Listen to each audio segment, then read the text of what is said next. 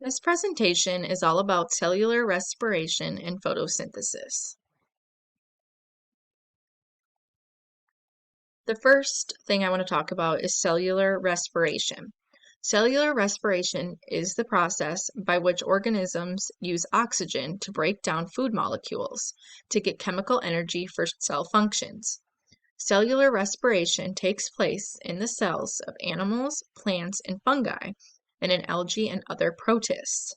Over here, on this side of the slide, I'm showing an image of how that process takes place, the release of energy.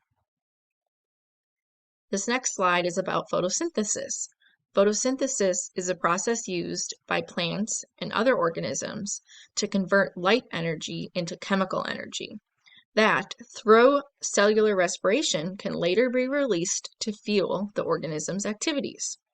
Some of the examples of organisms that this takes place in are plants, bacteria, and protists.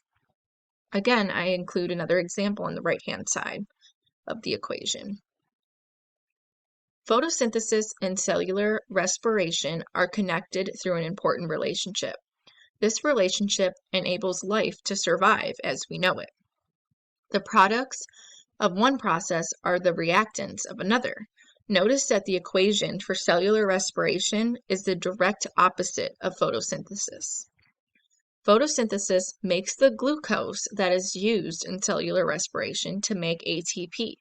The glucose is then turned back into carbon dioxide, which is used in photosynthesis.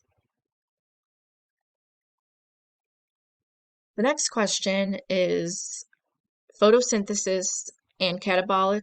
And cellular respiration, catabolic or anabolic. Photosynthesis, which builds sugars out of smaller molecules, is a building up or an anabolic pathway. Cellular respiration is a catabolic process during which, again, the glucose is broken down to release usable energy for the cell. Reactants and products. The products and reactants for photosynthesis are reversed in cellular respiration. The reactants of photosynthesis are carbon dioxide and water, which are the products of cellular respiration. The reactants of cellular respiration are oxygen and sugar, which are the products of photosynthesis. Can one process without the other? The answer to this question is no. And the reason for this is because without photosynthesis, there wouldn't be any glucose or oxygen, which kick off the respiration reaction. Without respiration, plants would use up all of the CO2 and starve to death. Photosynthesis requires the products from respiration, and respiration requires the products from photosynthesis.